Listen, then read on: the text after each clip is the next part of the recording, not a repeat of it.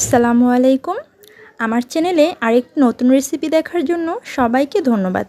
মাত্র 2 কাপ ময়দা দিয়ে বিকেলের জন্য ঝটপট কিভাবে মজাদার নাস্তা তৈরি করে নেওয়া যায় সেটাই আজকে আপনাদের সাথে শেয়ার করব।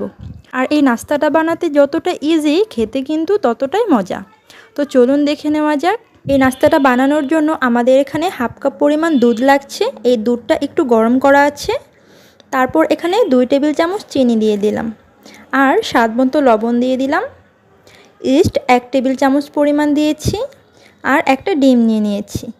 এখন সবগুলো উপকরণ ভালো করে মিশিয়ে নিচ্ছি, যাতে করে চিনিটা গলে যায় আর ইস্টটা ভালো করে মিশে যায়। তারপর এখানে আমি 2 কাপ পরিমাণ ময়দা দিয়ে দিচ্ছি। আপনারা চাইলে এখানে আটাও ইউজ করতে পারেন। এগুলোকে ভালো করে হাতের সাহায্যে মথে নিচ্ছি। যখন একটা সফট ডো তৈরি হয়ে যাবে তখনই আমাদের ডোটা রেডি হয়ে যাবে। তারপর আমি উপরে একটু তেল দিয়ে দিচ্ছি। এখন একটা র্যাপিং পেপার দিয়ে এটাকে ভালো করে ঢেকে দিচ্ছি, যাতে করে কোনো বাতাস না যায়। এটা 20 মিনিটের জন্য একটা গরম স্থানে রেখে দেব। তারপর এখানে আমি 250 গ্রামের থেকে একটু কম চিকেন কুচি করে কেটে নিয়েছি। 1 টেবিল চামচ আদা রসুন বাটা দিয়ে দিলাম। তারপর লাগছে স্বাদমতো লবণ, আর দিয়ে দিচ্ছি গুঁড়ামরিচ স্বাদমতো, আর সয়া সস 1 টেবিল চামচ পরিমাণ দিয়ে দিলাম। এখন সবগুলো উপকরণ ভালো করে মিশিয়ে নিচ্ছি। গোলমরিচ দিয়ে দিলাম 1/2 টেবিল চামচ। এখন সব কিছুকে একটু ভালো করে মিশিয়ে নিচ্ছি। এখন বানের পুরটা রেডি করার জন্য আমাদের এখানে 1/3 কাপ পরিমাণ পেঁয়াজ লাগছে। এটা একটু তেলের মধ্যে ভেজে নিচ্ছি। ভাজা হয়ে গেলে আমি সেই চিকেনটা এখানে দিয়ে দিচ্ছি। এখন নেড়ে চেড়ে আমি চিকেনটা একটু রান্না করে নেব। যখন চিকেনটা সিদ্ধ হয়ে যাবে তখন আমি এখানে 1 কাপ পরিমাণ বাঁধাকপি কুচি আর হাফ কাপ পরিমাণ গাজর কুচি নিয়ে নিলাম।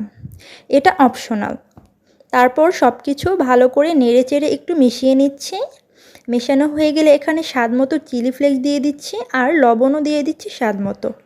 এখন সব কিছু একটু মিশিয়ে নেওয়ার পর টমেটো সস দিয়ে দিব 1 টেবিল চামচ পরিমাণ। এখন এগুলো একটু সিদ্ধ হয়ে আসা পর্যন্ত নেড়ে চেড়ে রান্না করে নেব। সব ভালোভাবে সিদ্ধ হয়ে গেলে এখানে আমি 2 টেবিল চামচ পরিমাণ ময়দা দিয়ে দিচ্ছি। ময়দাটা একটু ভেজে নিচ্ছি সব কিছুর সাথে।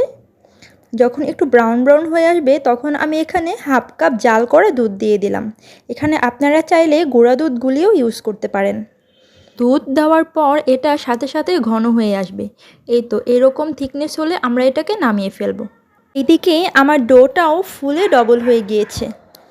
এখন এটাকে আমি হাত দিয়ে একটু চেপে চেপে ভিতরের বাতাসটাকে বের করে নেব।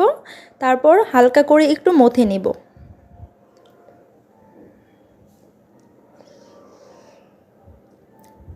এখন এগুলোকে আমি ছুরির সাহায্যে কয়েকটা ভাগ করে নেব। আমি সবগুলো ডোকে একদম সমান ভাগে ভাগ করে নেব, তাহলে আমাদের বানগুলো সব এক সাইজের হবে।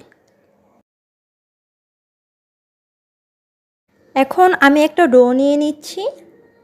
আমি ডোটাকে আরেকটু ভালো করে মথে নিচ্ছি, তাহলে এই বানটা খেতে অনেক সফট আর নরম হবে।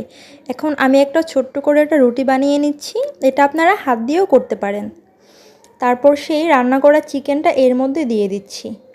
তারপর পুরোটা একসাথে করে একটা বানের মতো তৈরি করে নিচ্ছি। আপনারা দেখতেই পাচ্ছেন আমি এটা কিভাবে করছি। এই তো হয়ে গিয়েছে। আমি এখানে আরেকভাবে তৈরি করে দেখাচ্ছি।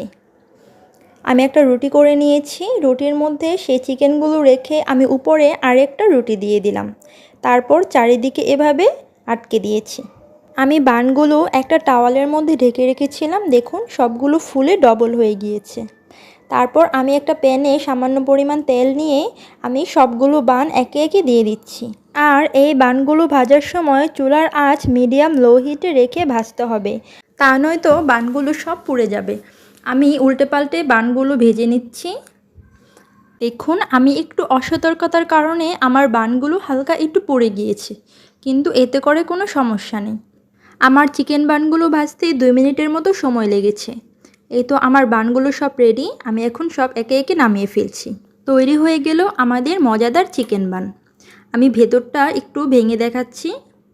দেখলেন তো, দেখতেই কতটা ইয়াম্মি লাগছে, আর খেতে কতটা ভালো লাগবে সেটা তো দেখেই বোঝা যাচ্ছে। তো হয়ে গেল আমাদের ঝটপট বিকেলের নাস্তা। তো আমার রেসিপিটি ভালো লাগলে আমার চ্যানেলে সাবস্ক্রাইব করতে ভুলবেন না। আর আরও নতুন নতুন ভিডিও পেতে পাশে থাকা বেল আইকনে একটা ক্লিক করে দিবেন। আল্লাহ হাফিজ।